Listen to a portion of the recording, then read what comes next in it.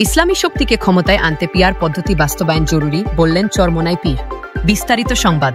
বর্তমানে দেশে ইসলামী শক্তিকে ক্ষমতায় আনার উপযুক্ত পরিবেশ সৃষ্টি হয়েছে বলে মনে করছেন ইসলামী আন্দোলন বাংলাদেশের আমির চরমোনাই পীর মুফতি সৈয়দ মোহাম্মদ রেজাউল করিম। তিনি বলেন, এই সুযোগ কাজে লাগাতে পিয়ার সংখ্যানুপাতিক প্রতিনিধিত্ব পদ্ধতি বাস্তবায়ন জরুরি।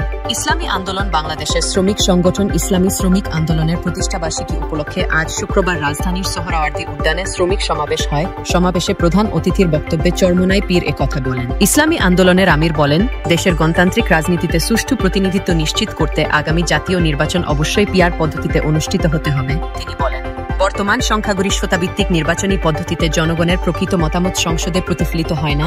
এর ফলে জাতীয় রাজনীতিতে বৈষম্য, অস্থিরতা ও অন্যায় প্রভাব বিস্তার পায়। জনগণের ভোটের অনুপাতে দলগুলোর মধ্যে আসন বন্টনকেই গণতান্ত্রিক ও ন্যায়সঙ্গত পদ্ধতি বলে মন্তব্য করেন চরমোনাই পীর। তিনি বলেন, এতে ভোটের মূল্য সংরক্ষিত থাকবে, ছোট ও নতুন রাজনৈতিক দলগুলো প্রতিনিধিত্বের সুযোগ পাবে, জাতীয় ঐক্য ও স্থিতিশীলতা বৃদ্ধি পাবে। সমাবেশে সৈয়দ রেজাউল করিম আরও বলেন, আমরা একটি ন্যায়ভিত্তিক, প্রতিনিধিত্বশীল, শান্তিপূর্ণ ও শ্রমিক বান্ধব রাজনৈতিক সংস্কৃতি চাই। সেই পথের একমাত্র সমাধান হল পিয়ার ভিত্তিক নির্বাচন। শ্রমিক বান্ধব রাষ্ট্র প্রতিষ্ঠায় ইসলামী শক্তিকে ক্ষমতায় আনতে হবে। ইসলামী শ্রমনীতি বাস্তবায়ন ছাড়া কখনোই শ্রমিকদের অধিকার প্রতিষ্ঠিত হবে না বলে মন্তব্য করেন সমাবেশের বিশেষ অতিথি ইসলামী আন্দোলনের জ্যেষ্ঠ নায়েবে আমির মুফতি সৈয়দ মোহাম্মদ ফয়জুল করিম।